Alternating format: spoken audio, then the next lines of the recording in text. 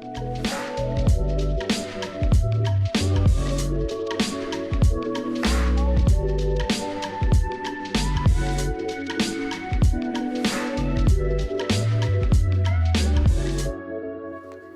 वालेकुम नाज़रीन, आप देख रहे हैं प्रोग्राम जी सेहत के साथ। मैं हूं आपकी मेज़बान खतीजा राठौर।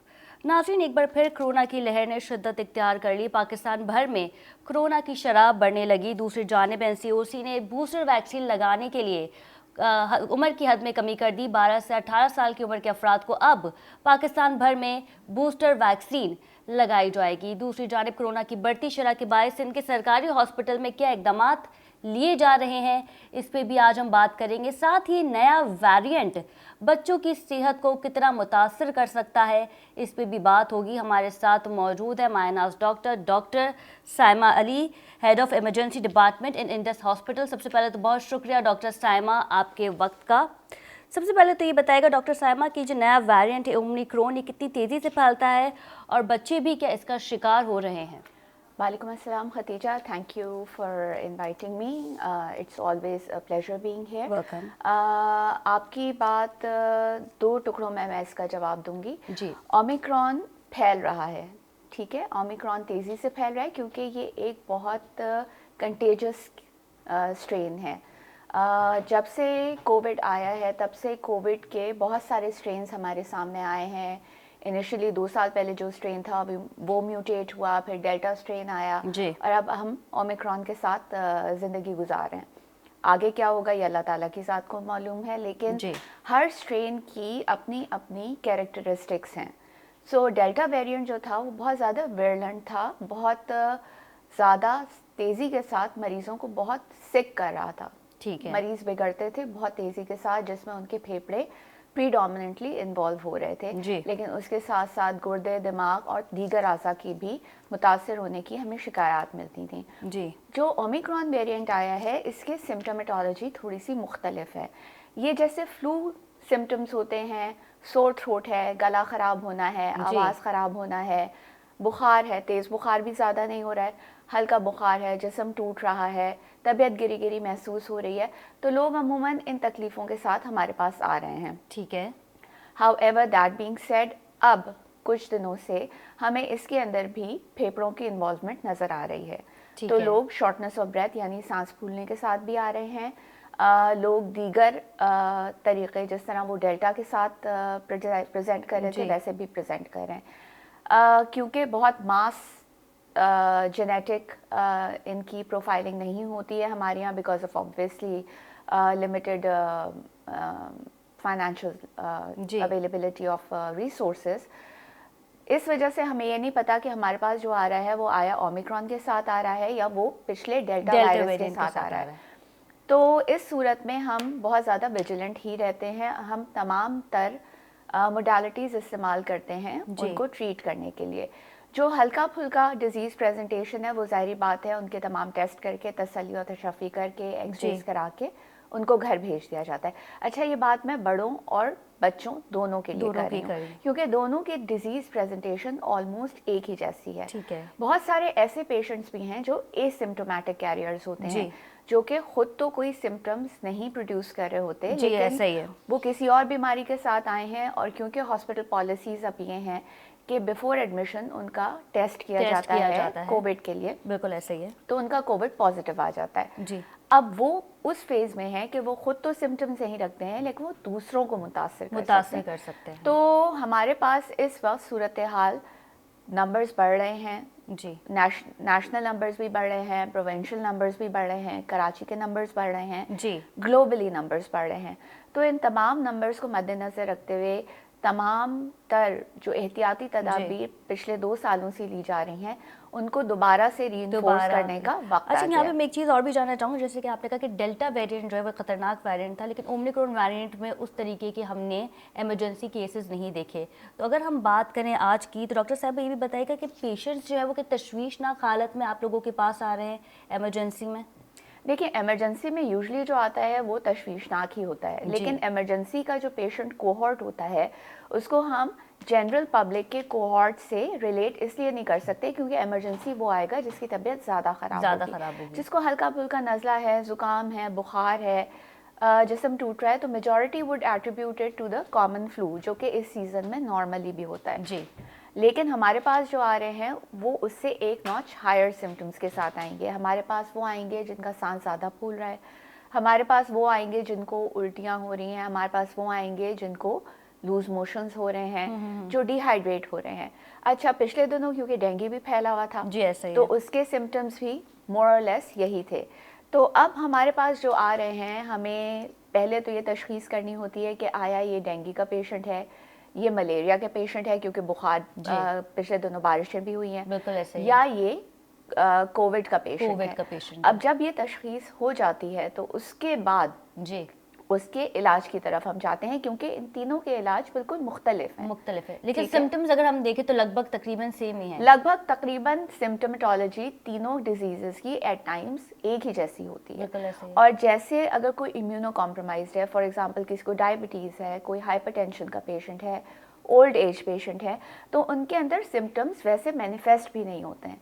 यानी उनको बुखार भी बहुत तेज़ नहीं होगा, हो सकता है उनके पल्मोनरी सिम्टम्स यानी शॉर्टनेस ऑफ ब्रेथ भी बहुत ज़्यादा ना हो। जी। जो एज़मा का ऑलरेडी पेशेंट है या जी। जिसको सांस की पुरानी बीमारी है, वो ये सोचेगा कि क्योंकि मुझे हर साल होता है इसलिए मुझे उस साल भी इस साल इसी भी हो वजह रहा से है। भी हो रहा है। बिल्कुल ऐसा ही है। और हो सकता है उसका भी जो इस साल के सिम्टम्स हों वो कोविड की वजह से हों और उसके पुराने एज़मा की वजह से ना हो इस रहे हों। सूरत हाल में हमें टेस्ट की जानिब जाना चाहिए, डॉक्टर के फौरन रुजू करना चाहिए। जी, टेस्ट करा लेने से एक फ़ायदा ये होता है कि आपका जो बीमारी की तशख़ीस है वो हो जाती है।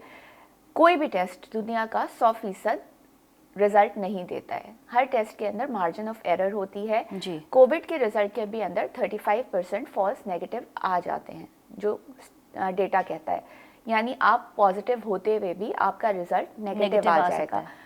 तो फिर वही बात हो जाती है जो बार बार पिछले 2 सालों से कही जा रही है कि एहतियात जो है वो इलाज से हमेशा बेहतर है। बिल्कुल ठीक है। तमाम तर एहतियाती तदाबीर हम सबको हर वक्त इस्तेमाल करनी चाहिए। अच्छा डॉक्टर साहब, मैं ये भी जानना चाहूँगी, नाजरीन को आप बताइएगा कि WHO ने कोरोना के इलाज के लिए किन अद्वियात की मंजूरी दी है और ये अद्वियात इससे पहले किन चीज़ों के लिए इस्तेमाल की जा रही थी? देखिए, जब से कोविड स्टार्ट हुआ है उसके बाद से बहुत सारी चीज़ें वक्तन फ़वक्तन गाहे बगाहे आती रही हैं। CDC की रिकमेंडेशन है, WHO की रिकमेंडेशन है। इनिशियली HCQ को बहुत प्रमोट किया गया था जो कि जोड़ों के दर्द की दवा थी कि उससे लोगों को फ़ायदा होगा, लेकिन further data when it came out तो उसने ये प्रूव किया कि ऐसा नहीं है, उससे फ़ायदा इतना ज़्यादा नहीं हो रहा है। ठीक है। क्योंकि ये वायरल डिजीज़ है इसलिए एंटी वायरल थेरेपी रेमडेसिविर जो कि इंट्रोड्यूस की गई थी उसके रिजल्ट्स बहुत अच्छे हैं। पब्लिश डेटा है जो कि दुनिया के मुख्तलिफ इलाकों से आया है जी। और रेमडेसिविर की एफिकेसी प्रूवन है। तो हमारे यहाँ प्रूवन है, ठीक है जी। तो हमारे यहाँ जो आजकल इस्तेमाल किया जा रहा है वो majority of the hospitals remdesivir ही इस्तेमाल कर रहे हैं। अब रिसेंटली बेरेसिटिनेब नाम की एक दवा है जो कि अगेन रूमेटॉइड आर्थराइटिस में इस्तेमाल होती है, WHO ने उसकी रिकमेंडेशन दी है।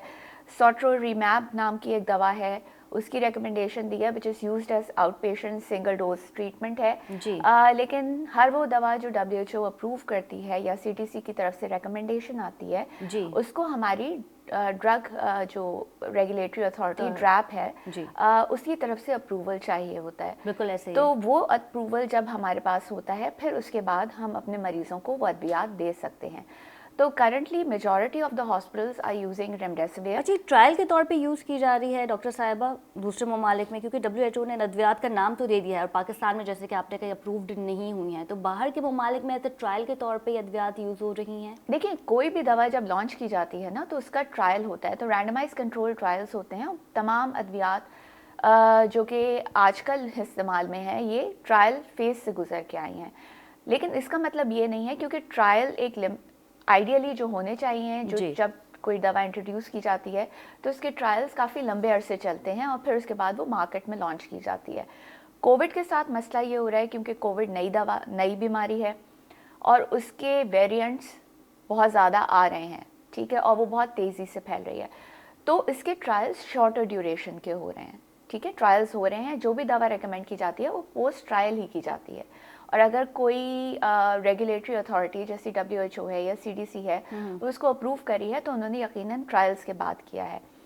लेकिन ये ट्रायल्स छोटी ड्यूरेशन के हो रहे हैं। ठीक यही है। वजह है कि बहुत सारी ऐसी दवाएं जो इनिशियली रेकमेंड करके अप्रूव हो गई थी, उनको बाद में विदड्रॉ कर लिया गया। विदड्रॉ कर लिया गया। बिल्कुल, क्योंकि ट्रायल्स जिस ड्यूरेशन या जिस लिमिटेशन की रिकमेंडेशन है उतनी ड्यूरेशन और लिमिटेशन के नहीं हो रहे हैं, क्योंकि वक्त की कमी है और बीमारी तेज़ी से फैल रही है।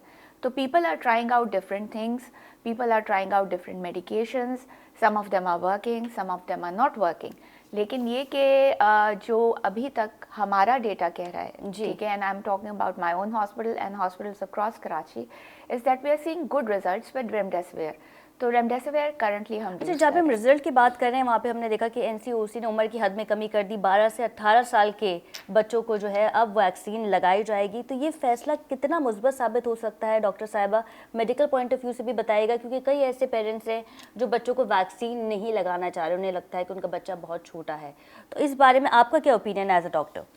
देखिए, इसमें ज़्यादा बेहतर ओपिनियन डेफिनेटली जो इन्फेक्शस डिजीज़ के माहिरीन हैं वो दे सकते हैं, लेकिन चूंकि हम डे इन डे आउट ये बीमारी देख रहे हैं जी, तो उसमें वैक्सीनेशन इज़ ऑलवेज बेटर। जो कहते हैं ना कि prevention is better than cure, बिल्कुल तो ऐसा ही है। वैक्सीनेशन हमेशा बेहतर साबित होती है। अब वैक्सीनेशन, चाहे आप पोलियो की वैक्सीन की बात कर रहे हैं, आप टीबी की वैक्सीनेशन की बात कर रहे हैं, आप डिफ्थेरिया की वैक्सीन की बात कर रहे हैं, जी। या आप किसी भी वैक्सीन जो कि अप्रूव वैक्सीन्स हैं, सालों से इस्तेमाल हो रही हैं, when they were first introduced, तो यही एप्रीहेंशंस या यही मिथ्स उनके अगेंस्ट भी थे जी। कि लोगों के दिल में एक खौफ था कि एक डर इसका फ़ायदा है या नहीं है, नुकसान है या नहीं है। लेकिन स्मॉल पॉक्स, और आप खुद भी पेरेंट है और आपने भी अपने बच्चे को जो है वो जी वैक्सीन लगाई बिल्कुल, है। मेरा बच्चा माशाल्लाह 14 साल का है और मैंने खुद उसको जो फाइजर जब इंट्रोड्यूस हुई है और पाकिस्तान में स्टार्ट की है उन्होंने, जी, तो I think I was amongst the first parents जिन्होंने वैक्सीनेट कराया। बिल्कुल ठीक है। क्योंकि इसका फ़ायदा बच्चे को जितना है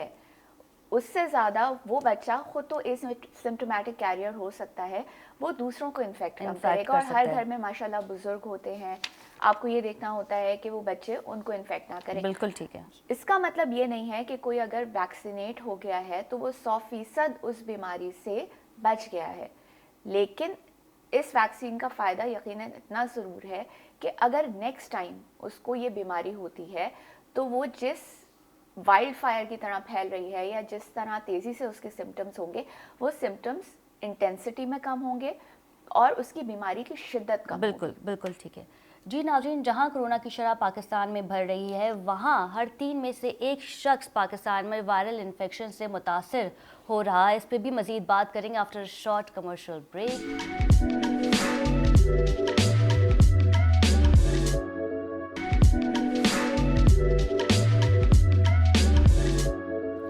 जी नाज़रीन, welcome back from the break. और जैसे कि हम जानते हैं कि मौसम सरमा में वायरल इन्फेक्शन के केसेस हमारे साथ मौजूद होते हैं। इमरजेंसी में हम देखते हैं कि फीवर, कफ और फ्लू की शिकायत लेके लोग आते हैं और बच्चों में सबसे ज़्यादा जो है वायरल इन्फेक्शन पाया जाता है। इसकी वजह क्या होती है? डॉक्टर साहिबा हमारे साथ मौजूद हैं, जानेंगे। डॉक्टर साहिबा बताइएगा, वायरल इन्फेक्शन किस सूरत में होता है और वो कौन सी ऐसी चीज़ें हैं जिससे हमें एहतियात करनी चाहिए इस मौसम में? देखिए, वायरल इन्फेक्शंस वैसे तो साल के 12 महीने हमारे यहाँ मौजूद होते हैं। उसके साथ सुपर इम्पोज बैक्टीरियल इन्फेक्शंस भी हो जाते हैं, लेकिन क्योंकि सर्दी का मौसम है उसके अपने टिपिकल वायरल इन्फेक्शंस होते हैं जिसमें सांस की इन्वॉल्वमेंट वाले वायरल इन्फेक्शन ज़्यादा होते हैं। रेस्पिरेटरी सिंसिशियल वायरस होता है जो बच्चों में बहुत कॉमन है जी। इसके अलावा कॉमन फ्लू है, इन्फ्लुएंजा है, ये तमाम वायरसेस मौजूद होते हैं। एहतियाती तदाबीर हमेशा से, क्योंकि ये सांस के ज़रिए फैलता है, तो अगर किसी को नज़ला है, ज़ुकाम है, खांसी है, उसके साथ तेज़ बुखार हो रहा है, तो ज़्यादा बेहतर ये है कि छींकते हुए, खांसते हुए अपना मुंह कवर रखें, दूसरे लोगों से कांटेक्ट बहुत ज़्यादा ना रखें। कोविड के साथ ये हम तमाम एहतियाती तदाबीर वैसे ही बता रहे हैं जी। मास्क का इस्तेमाल ज़्यादा से ज़्यादा करें। अगर आपका बच्चा बीमार है जी। तो उसे स्कूल मत भेजें ताकि दूसरे बच्चे मुतासर ना हों। सिमिलरली बहुत बड़ी रिस्पॉन्सिबिलिटी पेरेंट्स और टीचर्स की भी है कि अगर कोई बच्चा ऐसा है तो वालिदैन घर पे रखें, लेकिन स्कूल में अगर कोई बच्चा पहुंच जाता है तो ये स्कूल वालों की जिम्मेदारी है कि उस बच्चे को घर भेज दें। जी। बच्चों की प्रेजेंटेशन मोर और लेस बड़ों जैसी ही होती है। बच्चे भी सांस फूलने के साथ, अगर बहुत छोटा बच्चा है तो एक्सेसिव क्राई, रोता बहुत है, खुराक छोड़ देता है, माँ सबसे पहले आपको ये बताएगी कि बच्चे ने दूध पीना छोड़ दिया है। ठीक है, क्योंकि दूध पीना छोड़ेगा तो उसकी डिहाइड्रेशन होगी, तो वो दूसरी कंप्लेंट ये करेंगी कि डायपर वेट नहीं हो रहा है, अगर बच्चा डायपर के ऊपर है। जी। बच्चा गिरी गिरी तबीयत रहेगी, खेलेगा नहीं, ठीक है, तो parents I think are the first people जो इस बात को पकड़ लेते हैं। अगर आपके बच्चे के अंदर ये अलामात जाहिर हो रही हैं तो सबसे बेहतर ये है कि आप उसको किसी डॉक्टर को दिखाइए। अल्लाह ना करे ये अलामात अगर ज़्यादा शिद्दत इख्तियार करती हैं तो बच्चे को इमरजेंसी लेके आइए, ताकि वहाँ पे तेज़ी के साथ उसके तमाम टेस्ट हो सकें और इलाज फौरी अच्छा तौर डॉक्टर पे साहब, शुरू मेरे हो जाए। यहीं पर एक सवाल है कि अगर कोई पेरेंट्स इमरजेंसी में अपने बच्चे को लेके आते हैं और वो जो सिम्टम्स बताते हैं वो ये होता है कि बच्चा जो वो शदीद बुखार में तप रहा है और उसे बुखार हो रहा है, साथ ही साथ उसे कॉफ हो रही है, तो उस सूरत में फिर डॉक्टर सबसे पहले क्या चीज़ रिकमेंड करते हैं? देखिए, सबसे पहले तो आपका जो हम इमरजेंसी में ट्रियाज सिस्टम यूज़ करते हैं कि आपका ट्रियाज आपको बताता है कि बच्चे की एक्विटी क्या है। एक्विटी का मतलब ये है कि उसकी बीमारी की शिद्दत कितनी है। फॉर एग्जाम्पल एक्विटी लेवल्स हम जो यूज़ करते हैं वो P1 से P5 यूज़ करते हैं। P5 का मतलब है कि कम सिक है, P1 इज़ लाइक रियली सिक। तो जो P1 कैटेगरी के साथ आता है उसमें आपका ब्लड प्रेशर देखा जाता है, सांस देखी जाती है, बच्चे का ब्लड प्रेशर सबका देखा जाता है। ये एक स्टैंडर्डाइज सिस्टम है, हमारे यहाँ मैनचेस्टर यूज़ होता है, हम उसको इस्तेमाल करते हैं। तो वो आपको बताता है कि सांस कितनी तेज़ है। अगर सांस जो है वो एक ख़ास लेवल से ज़्यादा बढ़ गई है तो ये शदीद बीमारी है। ब्लड प्रेशर एक ख़ास लेवल से कम हो गया है तो ये शदीद बीमारी है। दिल की धड़कन बहुत तेज़ है तो ये शदीद बीमारी है, या बहुत कम है तो वो भी शदीद बीमारी है। टेम्परेचर बहुत ज़्यादा है, बहुत कम है, बीमारी की शिद्दत का पता चलता है। पेन स्केल एक होता है जो हम यूज़ करते हैं, ठीक है। ये एक ऑटोमेटेड सिस्टम है और उसके साथ एक ट्रेन नर्स होता है जो ये डिसाइड करता है कि बच्चे को फौरी तौर पे इमरजेंसी के अंदर या बड़े को भी फौरी तौर पर इमरजेंसी में लेना है या वो वेट कर सकते हैं। अगर उसकी बीमारी की शिद्दत बहुत ज़्यादा है तो फौरी तौर पे इमरजेंसी में लेके ऑक्सीजन दी जाती है। अगर सांस मुतासिर है, ब्लड प्रेशर कम है तो उनको फौरी तौर पे आईवी लाइन करके आईवी फ्लूइड्स दिए जाते हैं ताकि ब्लड प्रेशर ऊपर आ सके। तीसरी चीज़, दिल की धड़कन को मॉनिटर किया जाता है कि दिल की धड़कन कम या ज़्यादा है तो वो क्यों है, आया नमकियात का डिसबैलेंस है या कोई और वजह है। फीवर में भी दिल की धड़कन कम या ज़्यादा हो सकती है डॉक्टर साहब? देखिए, कुछ majority of the fevers they cause tachycardia. Tachycardia का मतलब ये है कि दिल की धड़कन बढ़ना। लेकिन कुछ बीमारियां, खासतौर पे अगर हम बात करें तो टाइफॉइड ऐसा है जिसके अंदर हम रिलेटिव ब्रैडीकार्डिया कहते हैं, यानी दिल की धड़कन, बुखार बहुत तेज़ होगा लेकिन दिल की धड़कन कम होगी, कम हो जाएगी। तो वो हमें इंडिकेशन देता है, डायग्नोस्टिक क्लू देता है कि हमारा बच्चा हो सकता है एंटेरिक फीवर यानी टाइफॉइड के साथ है। बहुत सारे वायरल इन्फेक्शंस भी ऐसा करते हैं। तो once you come to the emergency, तमाम डायग्नोस्टिक प्रोसीजर जो है वो थोड़ा एक्सपेडाइट होता है, तेज़ी के साथ होता है, और ट्रीटमेंट उससे ज़्यादा तेज़ी के साथ होती है। बिकॉज आपके पास डोर टू एंटीबायोटिक टाइम, अगर कोई वायरल नहीं है, बैक्टीरियल इन्फेक्शन है, तो वो 1 घंटा है। यानी जिस लम्हे बच्चा एंटर हुआ है या बड़ा एंटर हुआ है, 1 घंटे के अंदर अंदर हमें बीमारी की शिद्दत को डायग्नोज करना है, असेस करके ट्रीटमेंट स्टार्ट कर देनी है। यानी you have to start treatment within 1 hour of arrival. ये हमारे स्टैंडर्ड की परफॉर्मेंस इंडिकेटर्स होते हैं। तो ये चीज़ें उस वक्त हो सकती हैं जब वालिदैन इस बात को रियलाइज़ करें कि बच्चा कितना सिक है, क्योंकि मेरा ख्याल है वालिदैन से बेहतर इस बात को कोई नहीं जानता। अच्छा डॉक्टर साहब, एक बहुत ही अहम क्वेश्चन है और वो ये है कि जहाँ पे हमने बात की मौसम सरमा की, जहाँ पे हमने बात की कि हर 3 में से एक शख्स जो है वो घर पे बीमार है, वायरल इन्फेक्शन है, कफ है, फीवर की शिकायत है। तो जहाँ पे ये सिम्टम्स हैं वहाँ पे हम देखते हैं कि कोरोना की भी सिम्टम्स सेम ही है और ओमिक्रॉन वेरिएंट की भी सिम्टम्स सेम ही है।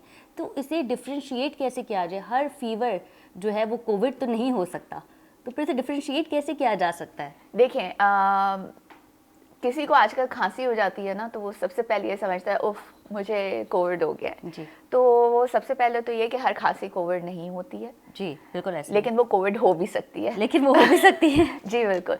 तो जब वो कोविड हो भी सकती है तो ज़्यादा बेहतर ये होता है कि अगर आपकी खांसी की शिद्दत बहुत ज़्यादा है, उसके साथ आपको बुखार बहुत तेज़ है, तो बेहतर यही है कि किसी डॉक्टर से रुजू ज़रूर करें। अब वो इमरजेंसी में है, आप क्लिनिक जाना पसंद करते हैं, आपके नेबरहुड में कोई ऐसा डॉक्टर है जो आप इजीली एक्सेस उसको कर सकते हैं, तो यकीनन किसी हेल्थ केयर प्रोवाइडर को दिखाना ज़्यादा मुनासिब है। डॉक्टर्स ये बात ज़रूर असेस कर सकते हैं, चाहे वो जनरल प्रैक्टिशनर्स हों, चाहे वो किसी और स्पेशलिटी के हों, आईडी के डॉक्टर्स ना हों या इमरजेंसी के डॉक्टर ना हो, वो ये ज़रूर अंदाज़ा लगा सकते हैं कि मर्ज़ किस तरफ जा रहा है, किस तरफ जा सांस फूलने की वजूहात बहुत सारी हैं। बिल्कुल, गुर्दे के पेशेंट, एज़मा, लंग्स की ख़राबी, दिल की ख़राबी, गुर्दे की ख़राबी, ज़्यादा शुगर का बढ़ जाना, ये तमाम चीज़ें भी सांस के फूलने में और बदलते मौसम में भी हम देखते हैं कि ऑक्सीजन की कमी। सिंपल, आपकी नाक बंद हो जाए, आपका सांस फूलने लगेगा, नेज़ल ब्लॉकेज। लेकिन अगर कोई डॉक्टर्स को देख रहा है, क्योंकि उसकी ट्रेनिंग है, उसकी प्रैक्टिस है, उसकी नॉलेज है, वो उसको मुख्तलिफ तरीके से देखेगा। वो आपको ये बता सकता है कि हाँ ये कि सीरियस आपकी बीमारी जो है वो किस रुख में जा रही है, किस डायरेक्शन में जा रही है। क्या आप घर पे 2 दवाएं 2 गोलियां लेके बेहतर हो सकते हैं, या आपको फौरी तौर पर अस्पताल जाने की ज़रूरत है, ऑक्सीजन की ज़रूरत है, आईवी एंटीबायोटिक्स की ज़रूरत है, नहीं है। तो it's always better to consult a health care professional who is और trained. As soon as possible, क्योंकि जिस तरीके से बिल्कुल। हम देख रहे हैं कि डिजीज़ जो है वो जी। फैल जा रही है, जिस तरीके से हम देख रहे हैं वायरल इन्फेक्शन में इजाफा होता जा रहा है, उस पर हमें फौरी तौर पे डॉक्टर को कंसल्ट करने की ज़रूरत है। नाज़रीन, इस पर मज़ीद भी बात करेंगे after a short commercial break. Stay with अस।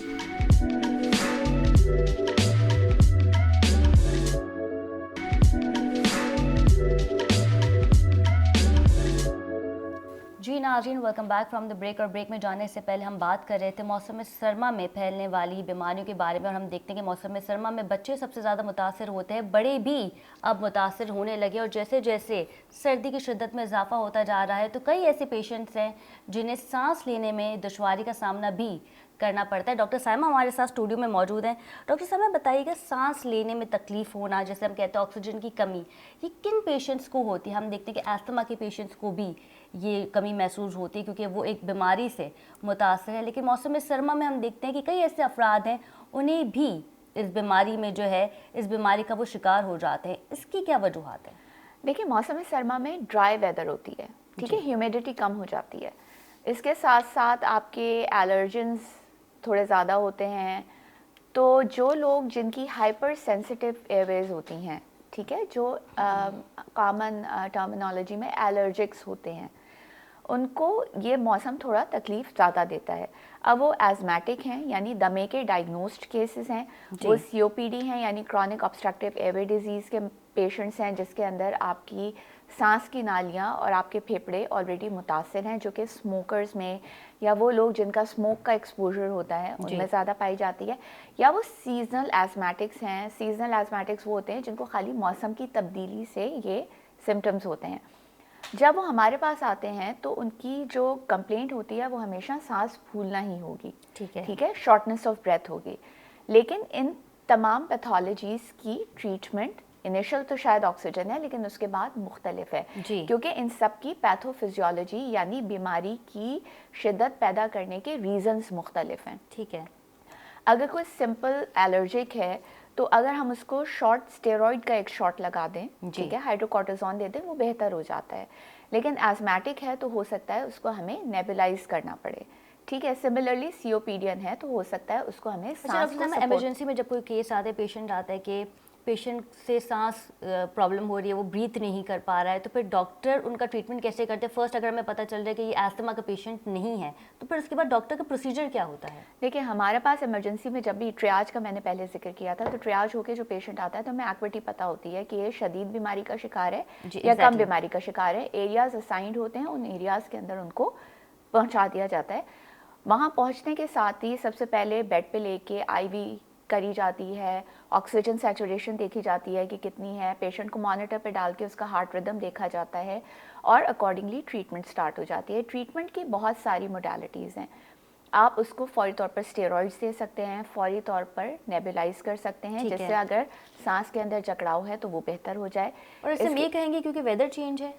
देखिए, वेदर चेंज प्रेसिपिटेट करता है, उसको ख़राब करता है, लेकिन weather change itself is not a positive factor. Exactly, ठीक है, वो उस बीमारी को ख़राब करने का एक रीज़न ज़रूर हो सकता है, एक रीज़न बन सकता है। बिल्कुल। अब जो लोग पहले से डायग्नोस्ड होते हैं उनको पता होता है कि मौसम बदला है, मेरी बीमारी ज़्यादा ख़राब हो जाएगी। सिमिलरली अगर ऑक्सीजन की सैचुरेशन कम है, ऑक्सीजन लगा के भी बेहतर नहीं हो रहा, तो हमारे पास नॉन इन्वेजिव वेंटिलेशन होती है जो कि सीपैप और बाईपैप कहलाती है। तो फिर हम उसको उसके ऊपर ले जाते हैं ताकि उनको सांस लेने में आसानी हो, उनका वर्क ऑफ ब्रीदिंग बेहतर हो। इस दौरान में तमाम डायग्नोस्टिक टेस्ट चलते रहते हैं, जिसमें एक्सरेज हैं, उनके खून के टेस्ट हैं जो हमें बताते हैं कि आया उनको इन्फेक्शन है, उनके एक्सरे के अंदर कोई नमोनिया नज़र आ रहा है, कोविड की अलामात हैं। तो जब एक दफ़ा हम थोड़ा डायग्नोस्टिक्स की तरफ चले जाते हैं तो हम ट्रीटमेंट उस हिसाब से डॉक्टर सैमा, करते मैं हैं। यहाँ पे अस्थमा पेशेंट के बारे में भी जानना चाहूँगी। ये भी बताएगा हमारे नाज़रीन को कि अस्थमा हेरिडिटी से हमें आता है कि हमारे ख़ानदान में हमारे पेरेंट्स को, हमारे ग्रैंड पेरेंट्स को कभी बीमारी रही है और हम देखते हैं कि फिर ये एक जेनेटिक बीमारी बन चुकी है? देखें, अगेन इसका आंसर ज़्यादा अगर आप बहुत टर्मिनोलॉजी वाइज लेना चाहें तो इम्यूनोलॉजिस्ट आपको बेहतर देते हैं, क्योंकि it's a whole science in itself. लेकिन जनरल पब्लिक के लिए आजमा ख़ानदान में होता है। Allergies do run in the families. अगर वालिद को है तो हो सकता है, या वालदा को है तो हो सकता है बच्चों के अंदर भी हो। ठीक है। कुछ लोग पीनट से एलर्जिक होते हैं, कुछ लोगों को पॉलन से एलर्जी होती है। And as you grow older आपको पता चल जाता है कि आपके कौन से कॉजेज हैं जिनकी वजह से आपके सिम्टम्स ख़राब हो सकते हैं। कुछ लोगों को कुछ खाने की चीज़ों से एलर्जीज होती हैं। ठीक है। तो ये ख़ानदान के अंदर होती है, लेकिन ज़रूरी नहीं है कि अगर वालिदैन को है तो बच्चों को ज़रूर हो, या बच्चे को है तो ज़रूरी है कि वालिदैन में भी हो सकता है उनकी पिछली जनरेशन्स में ये चीज़ चल रही हो और आपको पता भी ना हो कि ऐसा कोई चीज़ मौजूद है। अच्छा, इसके साइन एंड सिम्टम्स के बारे में भी बताइएगा कि इसका एक ही हम समझते हैं साइन एंड सिम्टम्स के सांस लेने में दुश्वारी, सांस नहीं ली जा रही, ऑक्सीजन की कमी? नहीं, जब एक सिम्टम तो ये है, लेकिन उसके अलावा जिस्म पे ख़ारिश होना, आँखों में से पानी बहना, ठीक है, नाक मुस्तकिल ब्लॉक रहना, आपने देखा होगा कुछ लोग मुस्तकिल छींकते रहते हैं, ठीक है। ज़्यादा सिवियर सिम्टम्स सांस का, क्योंकि मसला सांस है तो आस है वाली बात है। जी बिल्कुल ऐसे सांस का मसला इसलिए ज़्यादा हाईलाइट हो जाता है क्योंकि ये आपकी ज़िंदगी के लिए ख़तरनाक साबित हो सकता है। लेकिन उसके साथ अलग माइल्ड सिम्टम्स भी हो सकते हैं, जिसमें ख़ारिश होना है, जिस्म पे धब्बे धब्बे पड़ जाना है, ठीक है, आँखों से पानी बहना है, आँखों के अंदर ख़ारिश होना है। तो every allergy can manifest in a different way. और ये किसी भी एज में हो सकता है डॉक्टर साइमा? यूजुअली जो एलर्जिक लोग होते हैं उनका ये बचपन से चल रहा होता है, लेकिन at any point in time, old age में थोड़ा रेयर होता है, लेकिन this can develop at any point in time. Adult में हम देखते हैं कि डायग्नोज हो चुका होता है ये मर्ज। यूजुअली डायग्नोस्ड होते हैं, बहुत सारे ऐसे लोग भी होते हैं जो कि अनडायग्नोस्ड हमारे पास आते हैं। और जब हम बड़ों की बात कर रहे हैं तो वो ज़्यादा सिवियर सिम्टम्स के साथ आते हैं। तो हमारे पास जो बाज़ औक़ात आते हैं वो लेरेंजिडीमा के साथ आते हैं, विच इज़ कि आपकी जो सांस की नाली है वो बिल्कुल चोक हो गई है, ठीक है, फूल जाता है सब कुछ।